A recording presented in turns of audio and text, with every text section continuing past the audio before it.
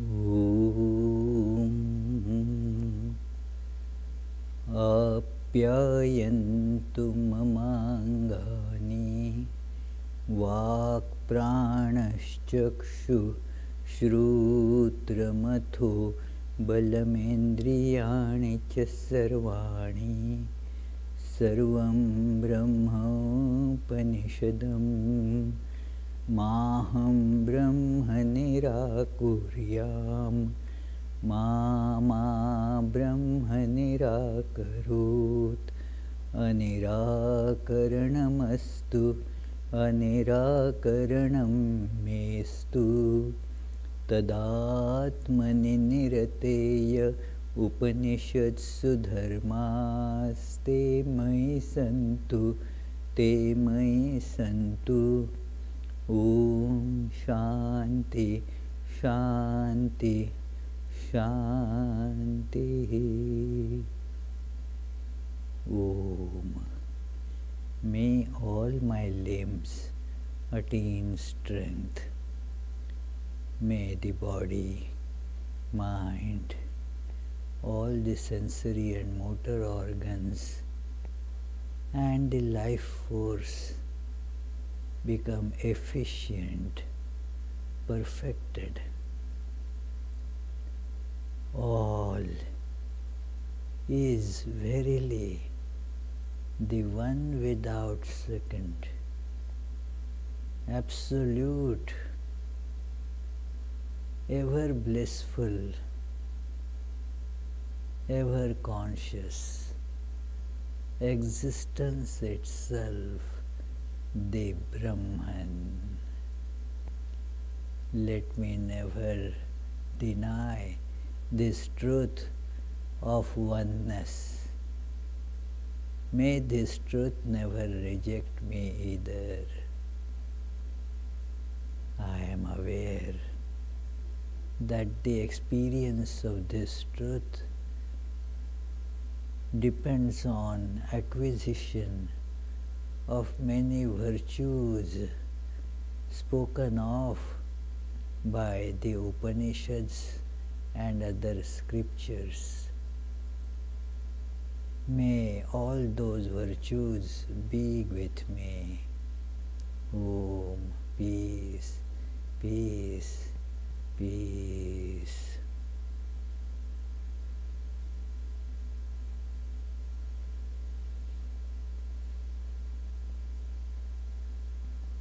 Let us feel this oneness.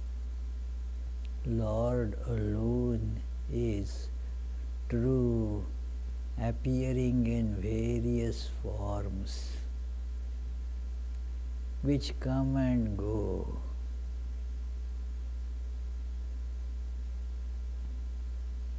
Let us feel that I am one of the ice cubes surrounded by so many, infinitely many such ice cubes.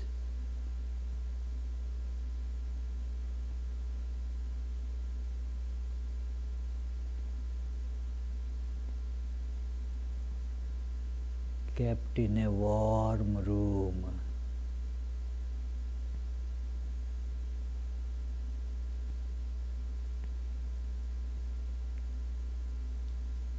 I see my shape is changing. The other shapes also are changing.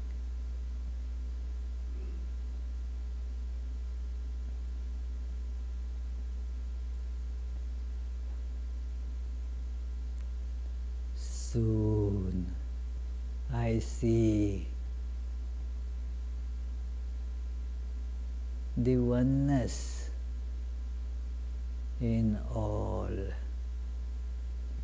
All is the same one substance.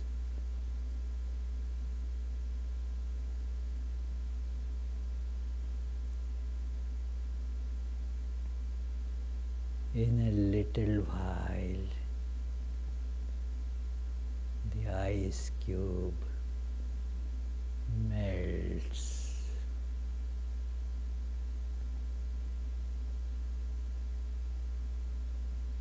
There is no I, no you.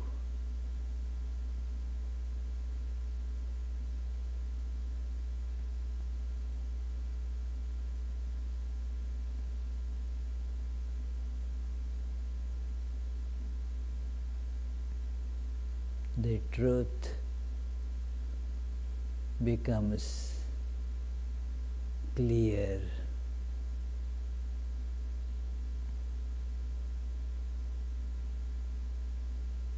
That there is only the one undivided blissful existence.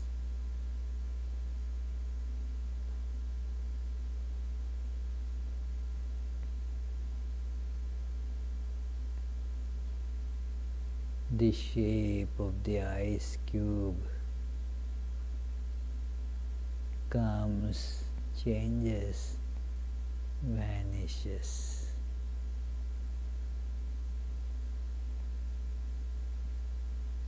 That gives a false feeling, a delusional idea of birth, growth and death.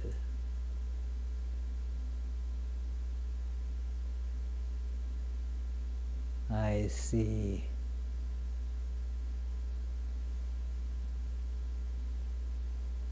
I am eternal.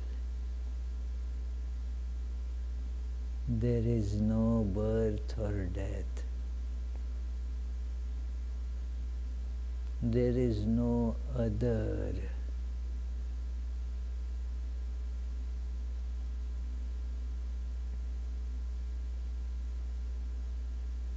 There is no desire. I am bliss itself. Om, peace, peace, peace.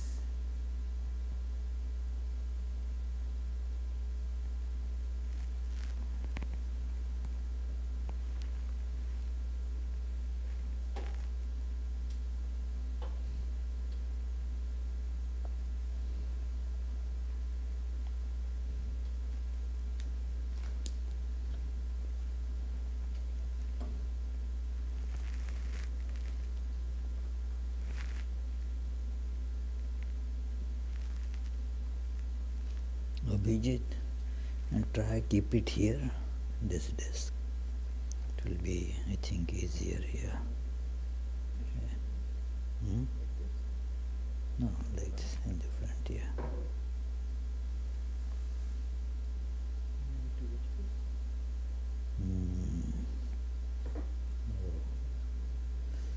Okay. Let's see. We'll try today.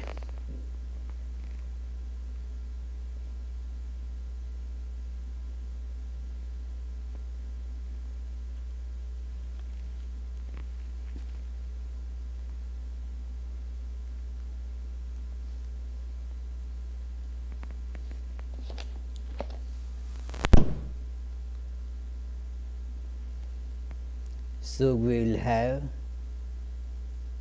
the 79th class of this great scripture which tells us about the value of devotion. It is the renunciation, giving up of the false, apparent individuality or apparent ego. That is the culmination of the practice of devotion. And this great book brings it to us through many stories, and each of them has a lot of psychology involved. It brings also the various difficulties that the realization of this presents, because we have to deal with our mind that is just engrossed in the world, as it were, to put it in a simple word, that it is subject object, always based on this division, I and world. This division being fictitious, and we take it to be true, and so all our life gets thus pervaded by this untruth or delusion.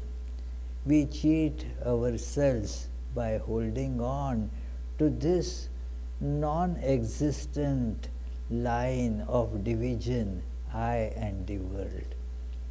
And the great sages who are compassionate, and therefore they strive to bring this truth to us. They are such wonderful teachers that they understand our weakness.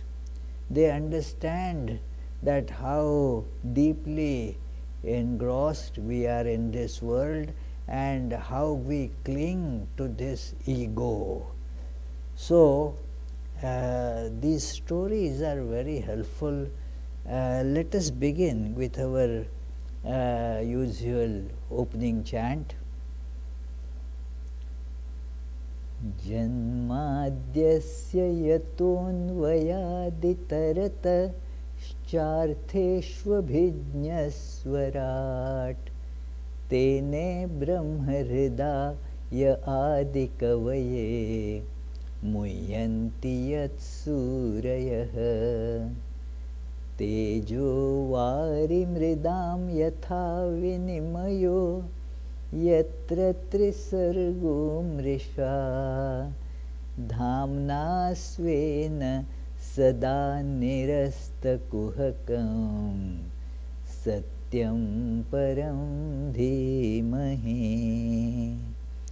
That from whom creation, sustenance and dissolution of the universe take place, who is both the instrumental and material cause of it, who is omniscient, is the only one having self-mastery, being the one independent entity, who illumined the mind of Brahma with the Vedic revelation, whose wisdom is the wonder of even the greatest sages, in whom the world of the three gunas subsists, just as the combination of the materials like fire, water and earth subsist in their causes without changing their essential nature, in whose consciousness there is nothing false. On that truth supreme we meditate, the truth supreme. So we were seeing this through various stories.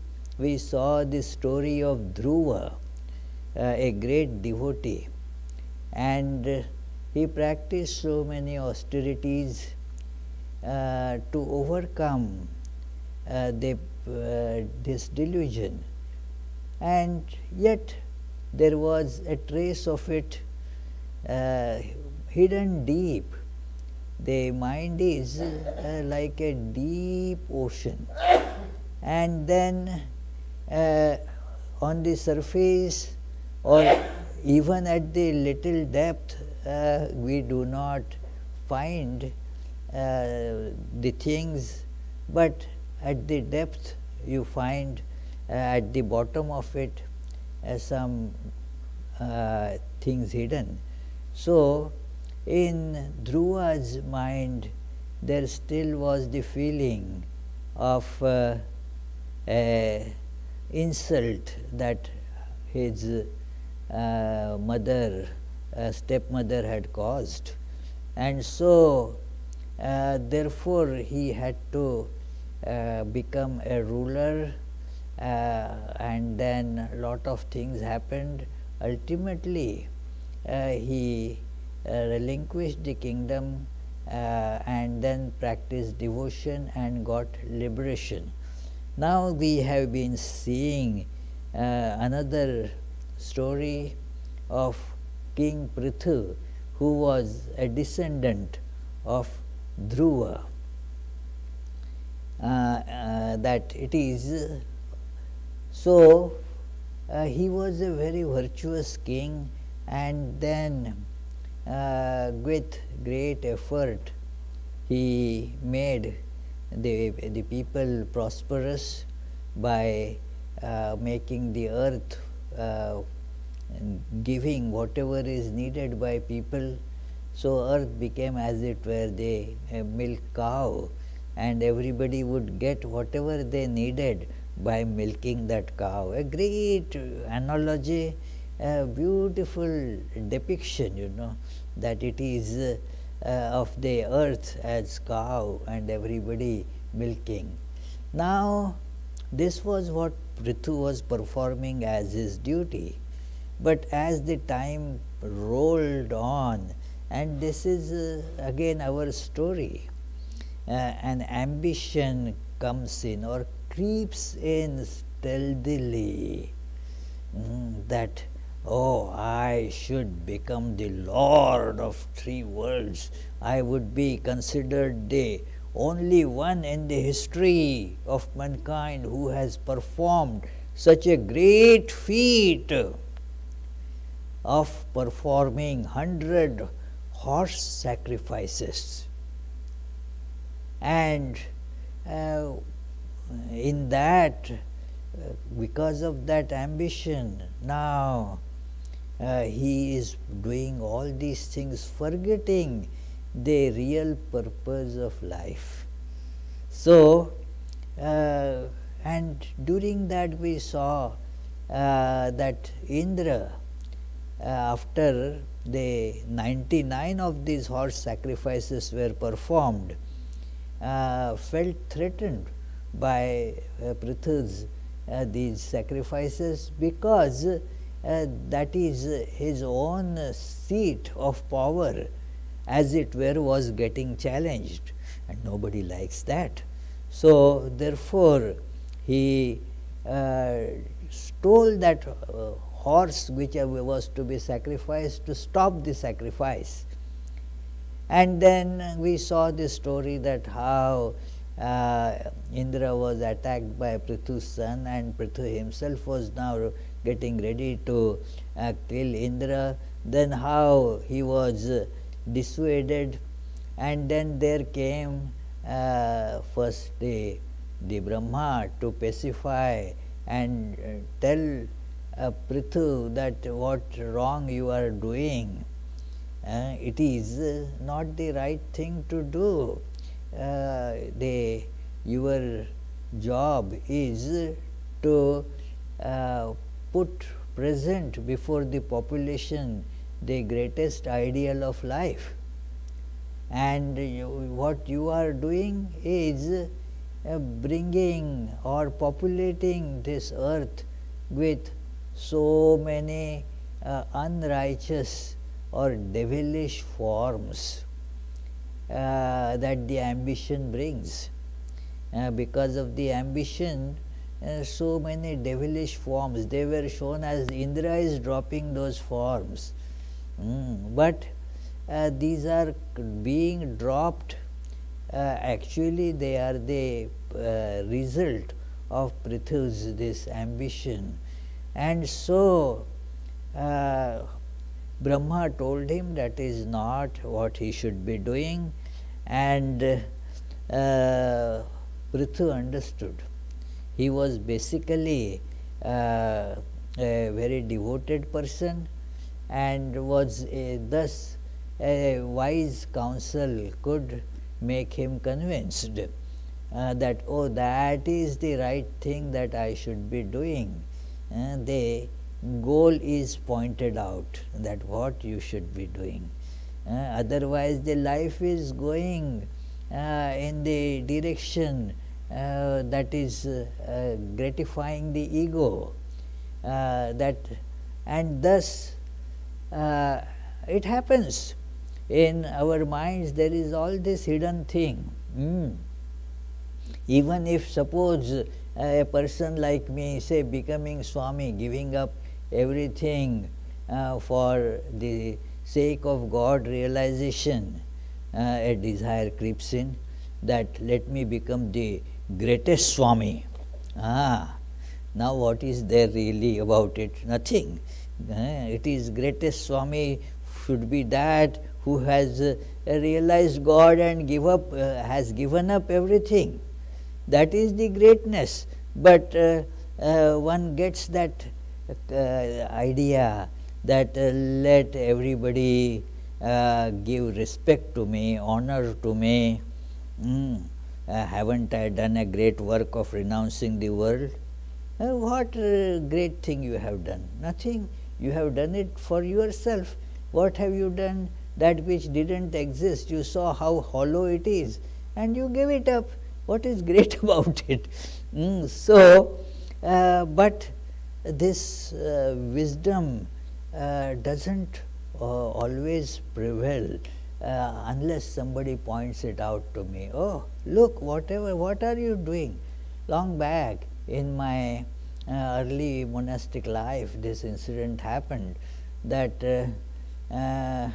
I was very perturbed because some work I thought I was doing very nicely was taken away from me and was given to somebody, and then I thought, how well I was doing this work and I was so good at it, and I was being praised by all, and now, so with indignation I complained to my superior, the head of the center.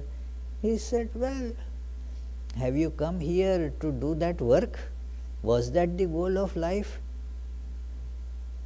The thought immediately clicked that, I was going in the wrong direction. It is, I have come here to serve Sri Ramakrishna, to serve through everyone, seeing them as image of Sri Ramakrishna, and what is this happening? So, there is the course correction that happens. So, we all need this course correction. So, here we see that Prithu agreed to stop the sacrifice and made peace with Indra. All the priests and deities present gave their infallible blessings and boons to Prithu.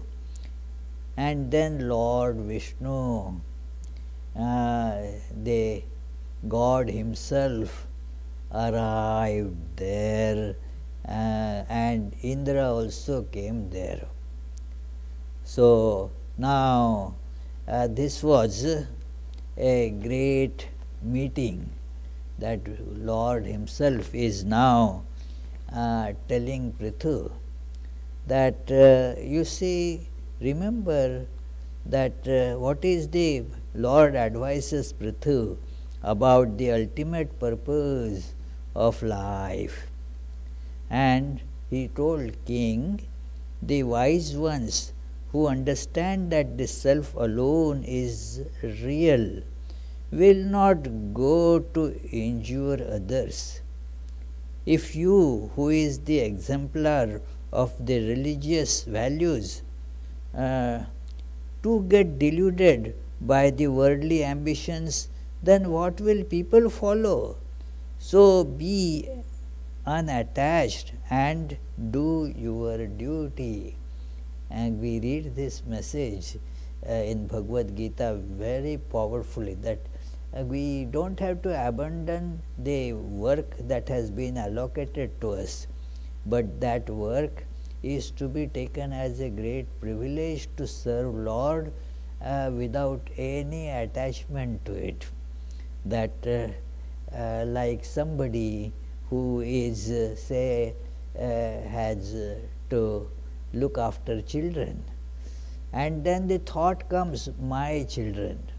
They are not anybody's children, they are God's. You are just like a nanny. You have to just take care of them, provide for them as an instrument of God.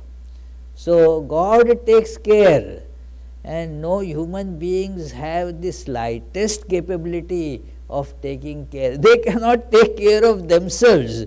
What to speak of taking care of somebody else? This is our ego that makes us think that I am taking care of this fellow and that fellow and that fellow. Who are you? Just one something, a little stroke, and you will be gone. Maybe you will be lying on the bed, and those whom you were thinking that you are taking care of them will be taking care of you. It is never one should entertain such an idea that I am taking. It is Lord's instrument. Surrender to God with all this mind, all our soul. That is what is needed. Then we can do really karma yoga, the yoga of action, the knowledge that God is the doer. I am just an instrument. That makes the work as the yoga. It is not that big work becomes big karma yoga. No. It is this spirit of surrender and detachment that makes one a real yogi. So it is, he tells Prithu that it is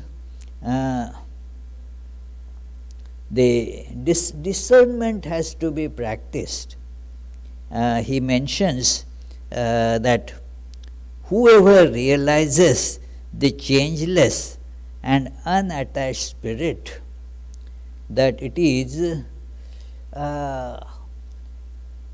just look at that, the body and the mind keep on changing. It comes, goes, it is on the move. It is not real at all, it is a passing show. If it for those who are attached to this world, it sounds harsh, but it is the truth. Truth sometimes, or more often than not, is very harsh, bitter, but truth is truth. There is nothing that you can fight with it about truth. Whatever is truth, whether you like it or you don't like it. That whether it is bitter or sweet doesn't matter.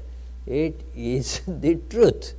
So this is the truth, that the spirit is changeless. The self, who is God himself, is the changeless entity in all these changing bodies. This is just paraphrasing of the second verse of the 13th chapter of Bhagavad Gita, where Lord says, Kshetrajñam chapi mam vidhi sarva kshetreshu bharata kshetra kshetrajñayoho jnanam yatta jnanam matam mama. That know that in all these bodies, it is in all the bodies, I alone am the knower of the body. The body keeps on changing, but that which is the knower, that does not change, and that is same in all. There is no my soul and somebody else's soul. When we come to that soul, separate from all that changes, then it is one without second.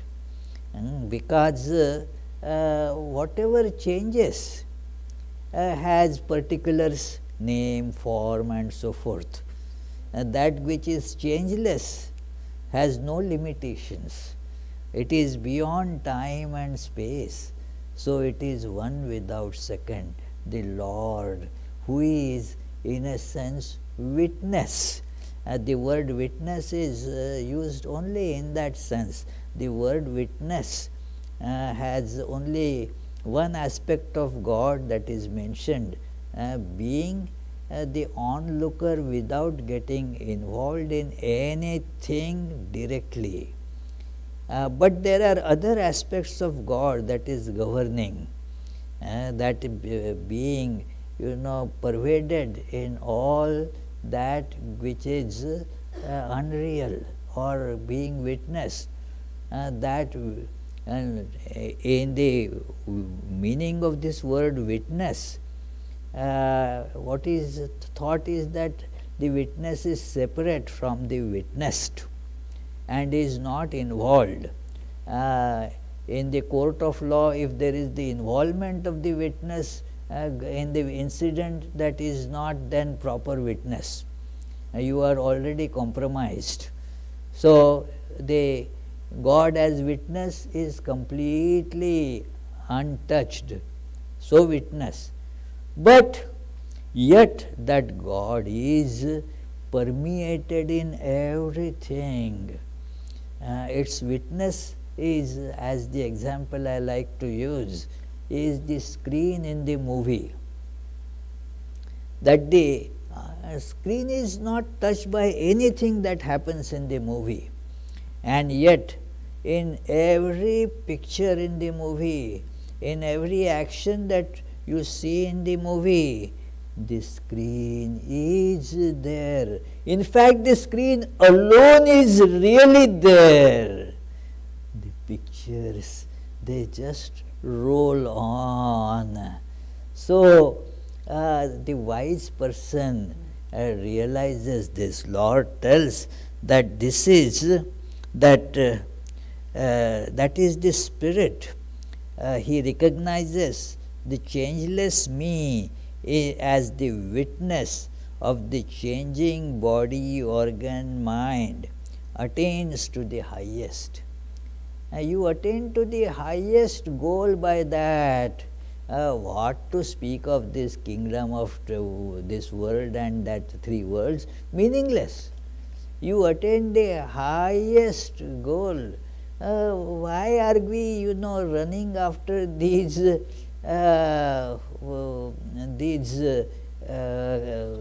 crumbs? These are just thrown things, not really the worth running after at all.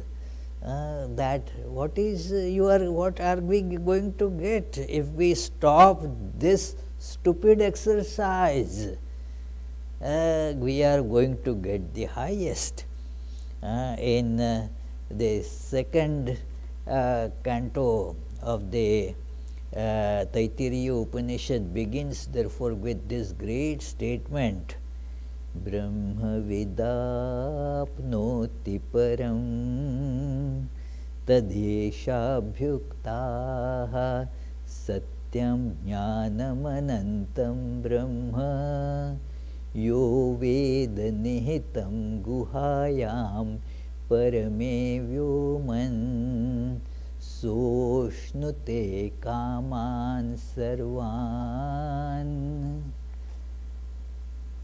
That the one who knows this ultimate reality, Brahmavid, experiences this oneness, attains the highest. There are no desires left to be fulfilled. Ashnute sarvan kaman. He realizes all the desires completely. That is the glory of this knowledge, this truth. So, what can be more glorious than that? But If you say, oh, let me have this first, and then, oh, you have lost it. It is, if one gets into the temptation of following some other desire, then we lose it, because we are going against the truth. So, Lord reminds this Prithu that such a person attains the highest. So, think of that. It is, then he continues, I am not reading everything, he says that after all think, meditate on the nature of this body-mind complex. It is just matter. It is like food that you eat, that is the body, a processed food, that is what you call body. A cookie that you was outside, you were calling it that. You ate it, and then that very thing now you call I. How foolish!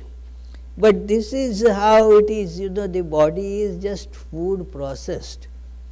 And mind also is just like that, the mental food, the subtle food processed, and that becomes the mind. These are both the changing things. We know how the mind quickly changes. It is, you think one thing now, then mood changes, you call it, give a nice name, mood changes. What it means that the mind is always on a slippery, shifting ground.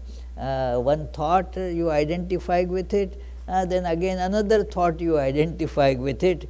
One emotion or one desire overtakes you, the other desire overtakes a few minutes later. There is no stability to mind at all.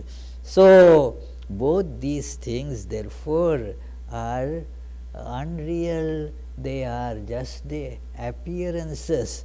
Lord alone is true. So, this truth of God, and therefore devotion to that. Because we consider body to be true, our actions are devotion to the body.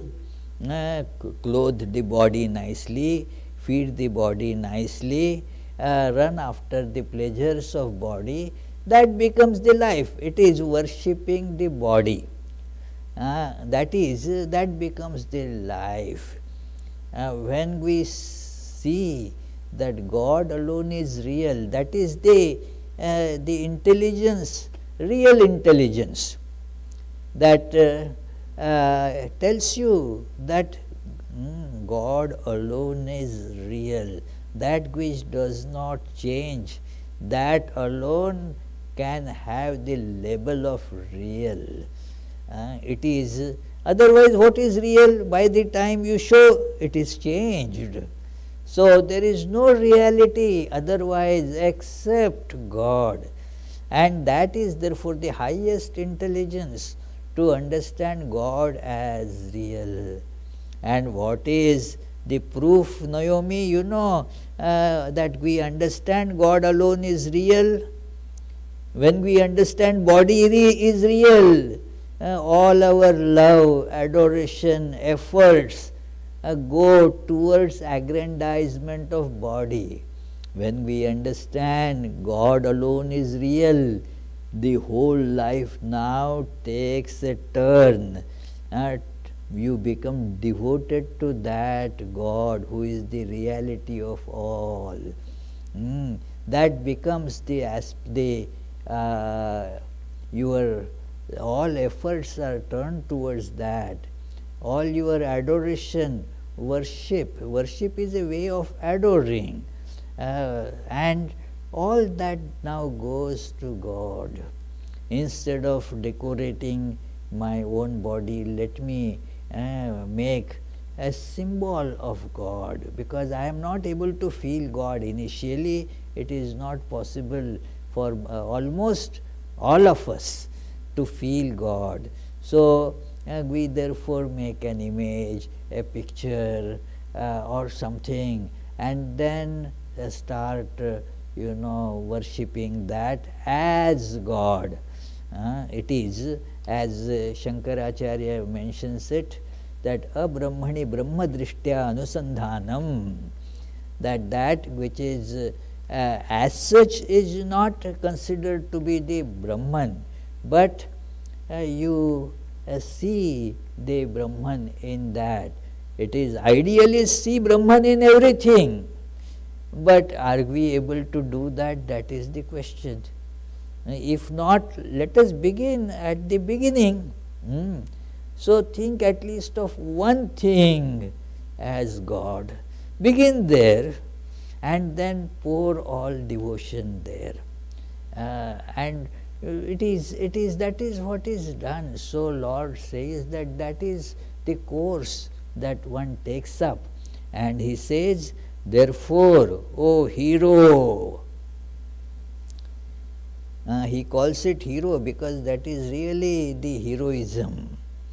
That don't get cowed by the difficulties, that is, all the attachments are standing with their weapons ahead in front of you, and the cowards like most of us are, and we just surrender to them. A hero is the one who says no, stand up against those attachments, and then continues to do the same, whatever work has come to him or her, continues with that, but without getting caught in it. It is without getting caught in it. Work is not to be stopped. As Bhagavad Gita tells in the 2nd chapter itself, that because this idea comes, very easy, the mind is terrible. Cheats us this way or that way. If we avoid getting cheated this way, it catches us from the other side, you see. So it is, it tells, so I will not then do any work. Work means attachment. Terrible. Let me get away from work. Krishna says, Mate sangostu akarmani. Do not get attached to not working. That becomes an attachment, not working. Don't give this scope to laziness in life. That is much worse. So, do your work. Same work that you have been doing, whatever work you have been doing, and then do it in an unattached way. All this is God's, and you are not attached. Mine means attachment. It is not mine. I told you that incident sometimes, that a man got into a crowded train in India. Those who have travelled in India, that they know the trains is very crowded, and so somehow he had a bag, he had newly bought one very nice bag, and he got in somehow. Now he found some place where he can put the bag, and he was holding the bar up there and somehow was managing. A lot of people. Then he saw that somebody has put his foot on that bag while standing, and he thought, well, now this nice bag that I just bought, all ruined. It is. So he was getting perturbed because of that. Now when he was about to, his station arrived, and then he was about to get down, he went to take that bag, and he saw that that was not his bag. His bag was elsewhere and was very safe, nothing had happened to it. He said, well, all the tension just disappeared. When it was my bag, then all tension, If it is somebody's bag, who cares, yeah. So this word also, my child, all problems. Somebody else's child, no problem. After all, it is God's child, no problem then. My means terrible problem, you see. So nothing is mine. This has to be hammered again and again. So do the duty as a servant of God, the God's job. It is, then you don't care about it. What happens if the world vanishes? Well, is it your world? And even if you jump about a lot, is it not are you sure that it will not vanish? What authority do you have to think about it? If it is to vanish, it will vanish. It is the wish of God. It is not your wish at all. So this is to be practiced, this detachment gradually, with determined practice, with devotion. One gradually starts getting it a little bit in actual life. So he told that remember your work, do it with great care. That it is God's work, so no, it is to be done with great care. Take care of your subjects. That is the job of the king. Therefore, O hero, carry on the work of governing the kingdom, maintaining an impartial, kind attitude to everyone without distinction of high, middle, low. That is the words that are used here. Do not care whether somebody is very high in either in social status or monetary, this thing.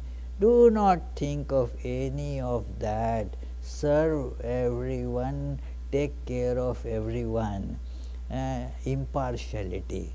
You will do it impartially if you are unattached, if you do not have a interest, that conflict of interest. If you have conflict of interest, oh, this person I like, or this person is my so and so, then how can you deliver justice? You cannot be just at all in that case. So therefore, when a judge, even in the court of law here, everywhere, that if a judge is there in the court, but say his son is being tried there, he refuses. He says, no, my son, how can I, I cannot be impartial. There is conflict of interest.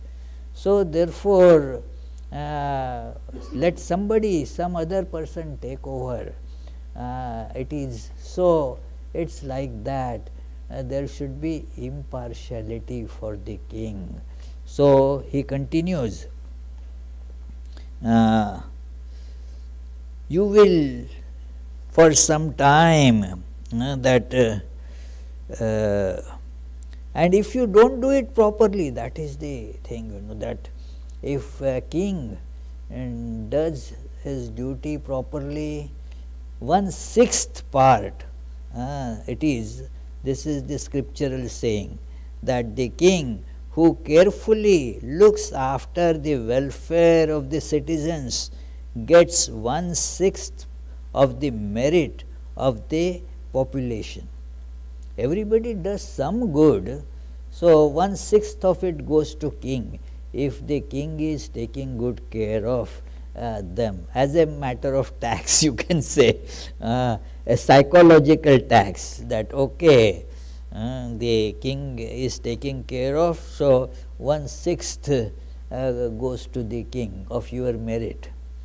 But if you are not taking care of them, and who only collects the taxes but does not look after the welfare of the subjects, will not only lose all his merit, but will inherit the sins of the subjects. So therefore, that is how it is told, that look, if people are stealing in your kingdom, and the king is not able to control that, then the king is liable. The thieves are liable, but the king is liable for the theft. Why the person gets tempted to steal? There is maybe there is too much of poverty, you are not taking care of the population, or maybe there is no fear of law left. So, it is you are to be held responsible for that. So, it is now the rule is after all temporary.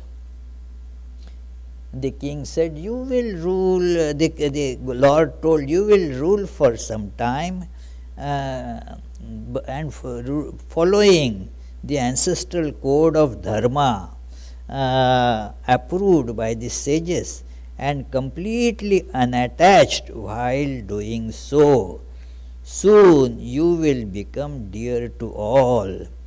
Then you will meet in your palace the great devotees Sanaka and his brothers Sanaka, Sanandana, Sanatan and Sanat Kumar. These are called the four Kumaras. They were the sons of Brahma, and they were all full of knowledge and devotion. Knowledge and devotion you will see in all these books, right from Upanishads. Every single scripture, including Upanishads, Puranas, and the teachings of the great sages, or like Sri Ramakrishna, there is no difference between the efficacy of knowledge or of devotion. They are one and the same. So, he says here that they will come to you, O king, seek some boon from me. From me, he says, you seek some boon from me. It is, seek a boon from me. I have been won over by your virtues and nobility. No sacrifices nor austerities performed can influence me. Something that is mentioned earlier also in our discussion here. It is to be remembered that God cannot be enslaved or cannot be hold to ransom just because you are doing lot of austerities. No. Oh, I am doing even the mantra japa in this way, if you are doing to not out of devotion, but out of this idea that okay, then I can demand things from God. What God has to do with it? There is nothing that can make God subject to you, your demands. Your demands will not be fulfilled by God in this way, because God is independent. Right in the beginning prayer we say, who is the only independent reality. There is no independence to anybody except God. God is the only independent reality. So, you cannot force anything on God, but there is another thing called devotion. By devotion, by love, the force of love is very different. Like it is like the entities of a little child which to mother. Now the mother as such is powerful more than that child, but out of love the endearing child is propitiated by the mother. Okay, I will give you the candy, don't worry. So it is that is how by love you can have that closeness with God, and God says, yes, you are worthy of getting a boon from me. So, now what happens is very interesting, that Lord says, okay, ask for boon. I am fast forwarding a little bit.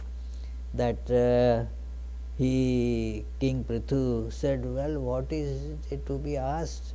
He was so overtaken by all this, and the feeling of how mistaken he was, and how he was being driven on the wrong track.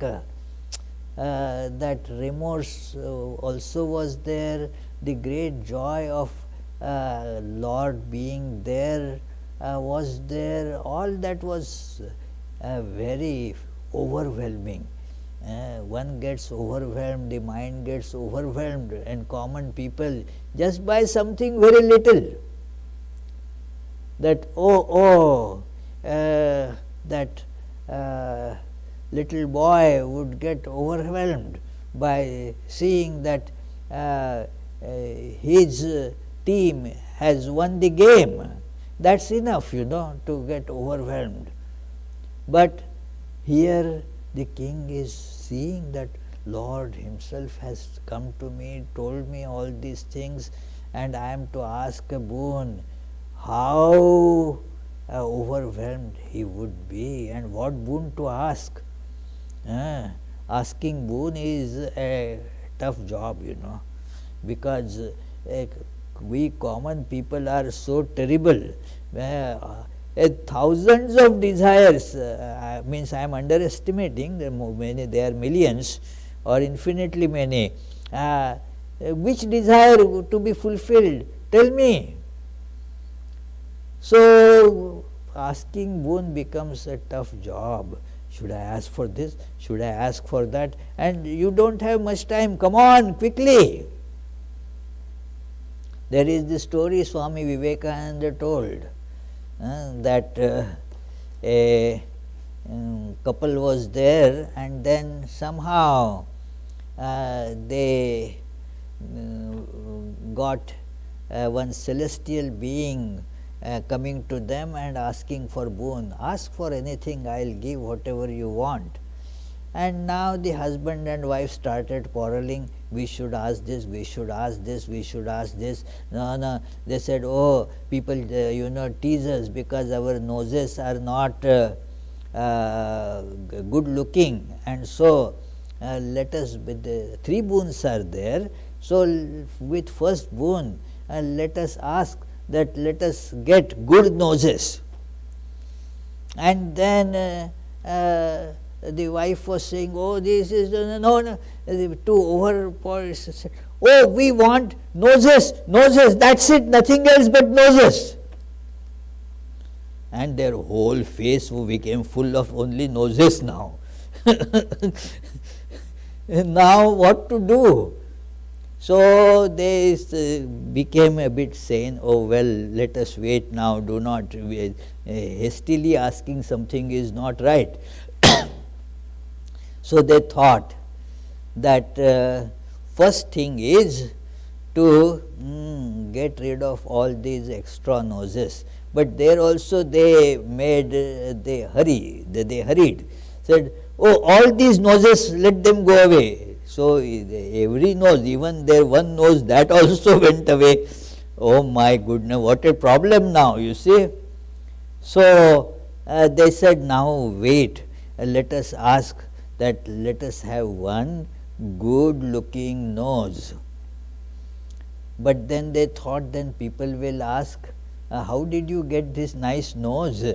Then you will have to tell this all this stupidity, and then they will keep on commenting that look, these people got 3 boons and they could not do anything, such stupid people.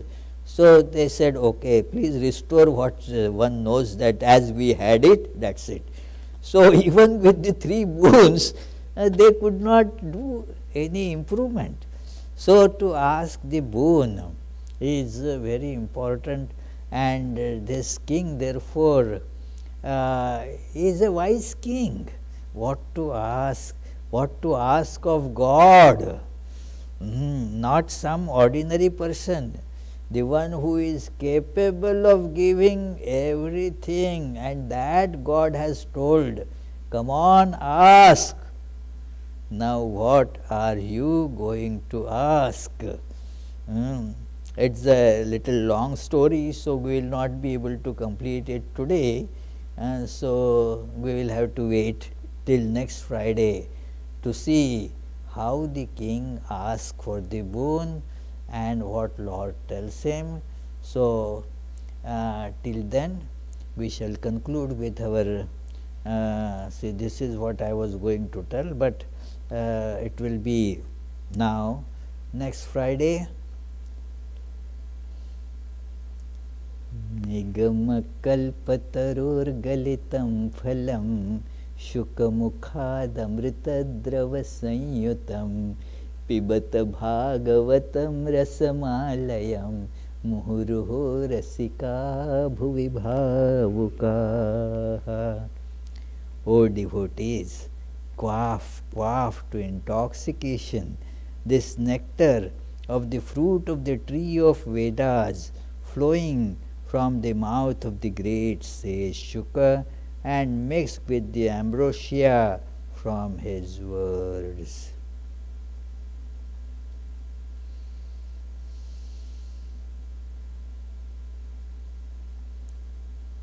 Are there any questions? Any question here? Oh, Abhishek has a question. Wow. Charlie, your role has been taken by Abhishek these days. Huh?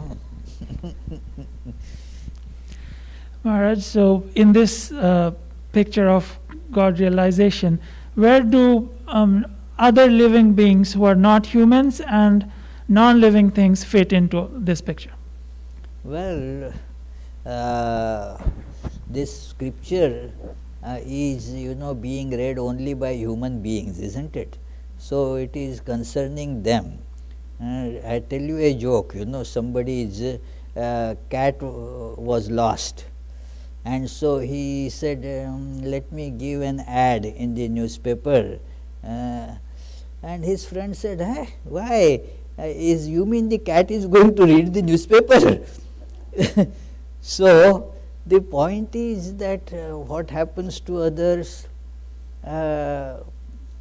from a human understanding, that the other beings, their lives are instinctive and full of what is called tamas, and therefore they are not capable of understanding this.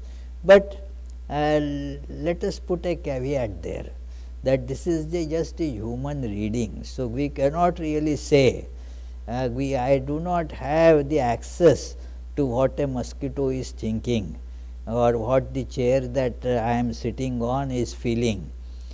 So better not commit to something that I don't know. Yeah. Any question there on the web? Okay.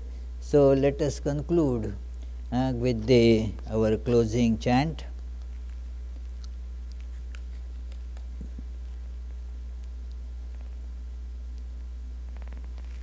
Mukund Madhav Govind बोल, केशव माधव हरि हरि बोल. मुकुंद माधव गोविंद बोल, केशव माधव हरि हरि बोल. हरि हरि बोल, हरि हरि बोल, हरि हरि बोल, हरि हरि बोल. कृष्ण कृष्ण बोल, कृष्ण कृष्ण बोल, कृष्ण कृष्ण बोल, कृष्ण कृष्ण बोल. मुकुंद माधव गोविंद बोल, केशव माधव हरि हरि बोल. केशव माधव हरि हरि बोल.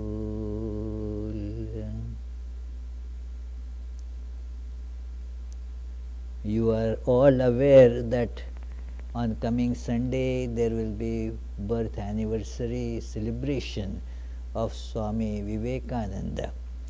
The birth actually is birthday is on 26th, but for being Sunday we are doing it on 23rd, day after tomorrow. So and it will be live streamed as well. So please attend. It is from 11 o'clock in the morning.